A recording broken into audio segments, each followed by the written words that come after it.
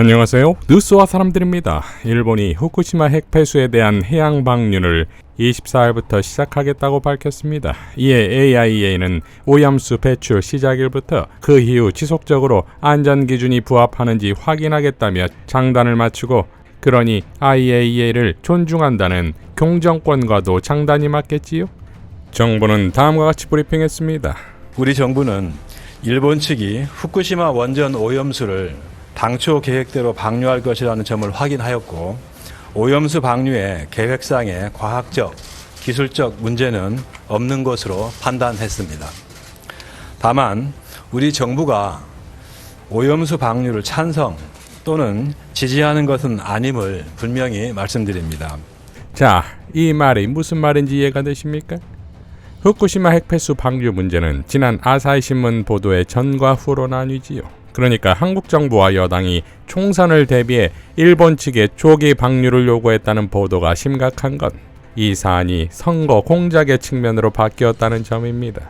지난 국힘의 과거 정권이 북한의 고의적인 위협을 요구하는 북풍 공작을 경정권답게도 이번엔 일본에 요구했다는 것인데, 문제는 지난 북풍 공작은 일시적인 가짜 불안이나 후쿠시마 핵폐수를 이용한 일풍은 그야말로 국민의 현재와 미래까지 지속적으로 위험에 처하게 만드는 것이니 차원이 다르다 이거지요. 이런 사태를 아는지 모르는지 노량진 가서 수돗물 떠마시는 국힘은 점점 끓고 있는 냄비 속 개구리들 신세다 이겁니다. 총선 전까지 공천 문제로 경정권에 침묵할 수밖에 없고, 정작 폭망이 돼서야만 사태 파악이 가능한 딜레마에 빠졌지요. 이미 역사 속에 사라져야 할 국힘 세력들이 자신들을 잡아들이는 외주업자마저도 정권을 위해서라면 데려왔었으니 이젠 그 후가만 남았다 이겁니다.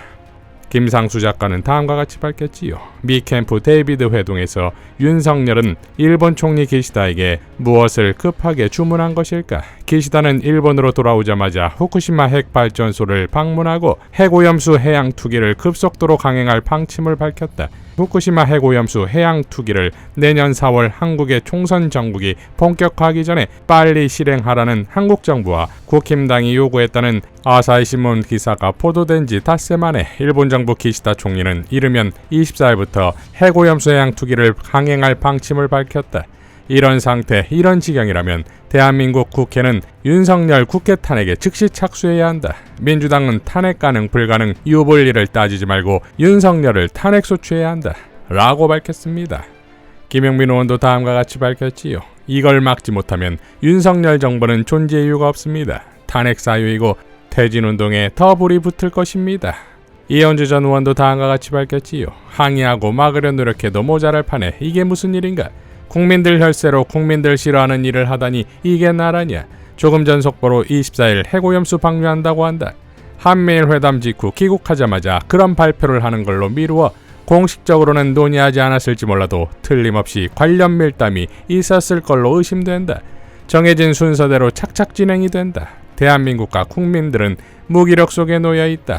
이대로는 안 된다 라고 밝혔습니다. 김진애 의원도 다음과 같이 밝혔지요. 동해 대신 일본해, 미국의 바이든에게 한마디 못하는 윤석열, 국익을 대표할 대통령 자격이 있습니까? 후쿠시마 오염수 방류 기정사실화와 당장 방류 추진, 한일 정상회담의 공식 의제로도 삼지 못하는 윤석열, 국민 건강을 책임지는 대통령 자격이 있습니까? 기시다는 귀국하자마자 방류 추진을 하고 오늘 내각회의에서 결정한답니다. 설마 여당 총선을 걱정해서 조기 방류한다는 아사히 신문의 보도가 맞는 겁니까? 한미일 준 군사동맹이 되는 게 누구의 이익입니까?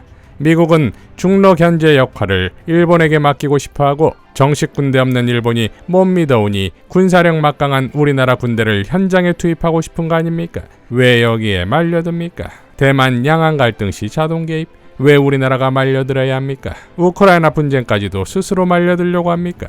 쓸데없이 중국을 적으로 돌리고 러시아에 등 돌릴 이유가 뭡니까? 어느 보수 정권도 동북아의 평화와 경제 이익을 추구해 왔는데 대체 이게 뭡니까? 이 시대는 외교가 곧 경제인데 말이지요. 이승만 정권도 하지 않은 일본과의 동맹 지향이 대체 뭡니까? 동해에서 일본 군함을 보게 되는 것 아닙니까? 독도에 일본 군함이 주둔합니까? 일본해로 바뀐 동해, 일본의 다케시마라고 우기는 일본의 독도 분쟁화에 말려 들어갈 이유가 있습니까? 이번 한미일 정상회담을 협정이라고 못한 것은 국가 간 협정이 이루어지려면 국회 비준이 필요하기 때문입니다. 이번 한미일 정상회담은 그야말로 정상들만의 제멋대로 미팅일 뿐인 거지요. 일본 친화적인 바이든, 군사대국화와 아시아 대표국을 꿈꾸는 일본 기시다. 두 프로 외교관 출신 정상 사이에서 아마추어 윤석열 대통령이 어줍잖게 당하고 있는 모습. 대한민국의 미래가 정말 걱정됩니다. 100년 전 20세기 초에 이런 식으로 친일 인사들에 의해서 야금야금 대한제국이 먹히다가 결국 무너졌지요. 국민께 한마디 설명이 없고 합리적 이유를 설명하지 못하고 더구나 이럴 때 가장 중요한 역할을 하는 국민 대의기관인 국회에 설명도 없이 혼자 독단적으로 국익 사안을 결정하는 윤석열 대통령의 존재. 쓰라리고 쓰라립니다.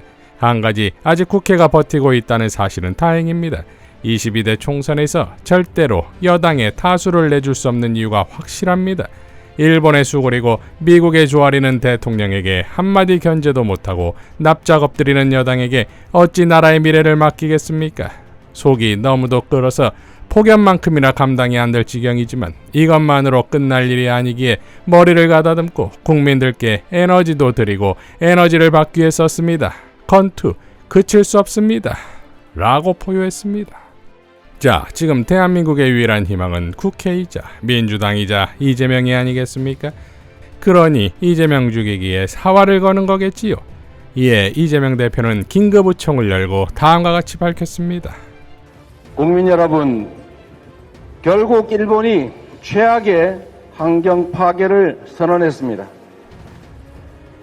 과학적 검증도 주변국의 이해도 일본 국민의 동의도 없이 오염수를 일본의 인류의 공공재인 바다에 내다버리겠다는 그런 폐악을 저질렀습니다.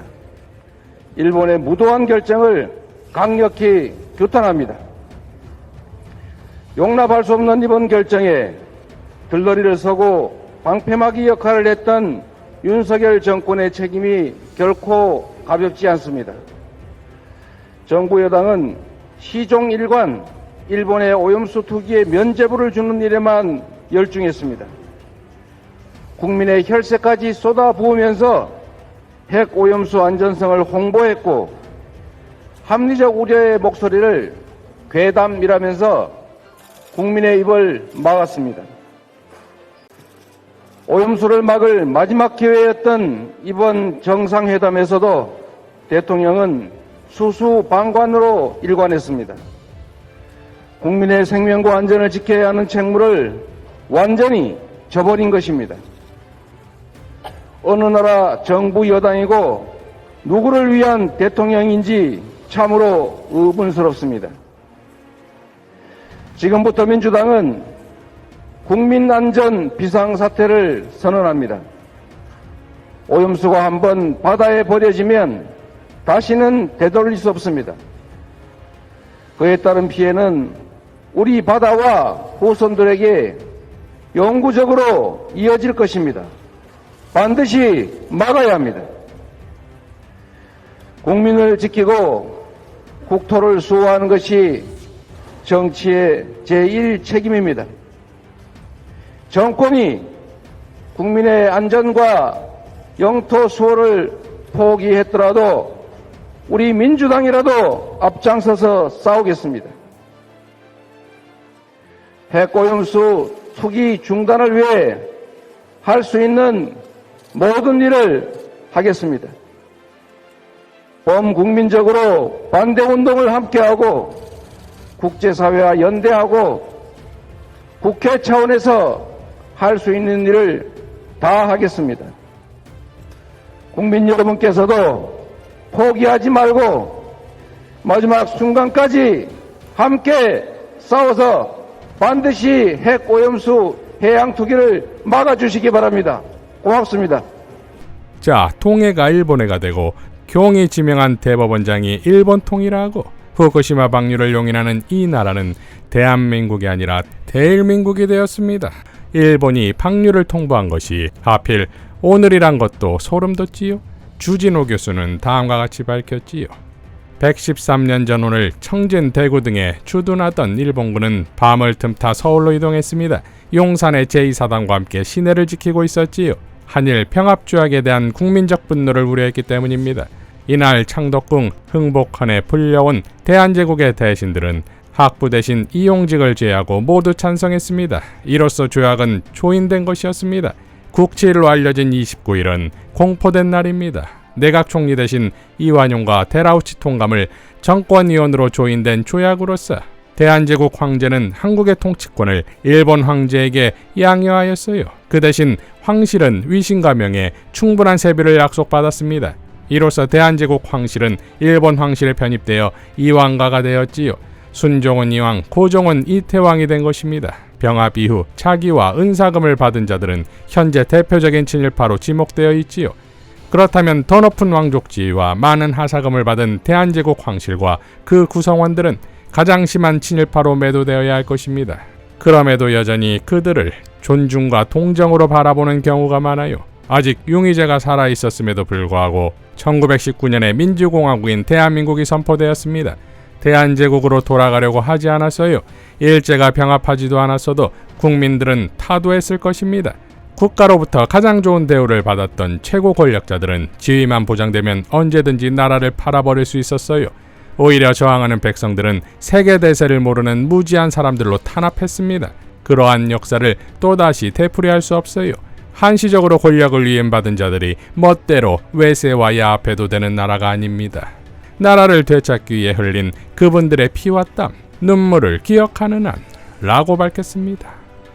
자, 이런데도 경정권을 탄핵하지 않는 건 대한민국 국민으로서의 직무유기지요. 단 1도의 희망도 없는 경정권은 즉각 탄핵되어야 합니다. 이상 뉴스와 사람들이었습니다. 시청해 주셔서 감사드립니다.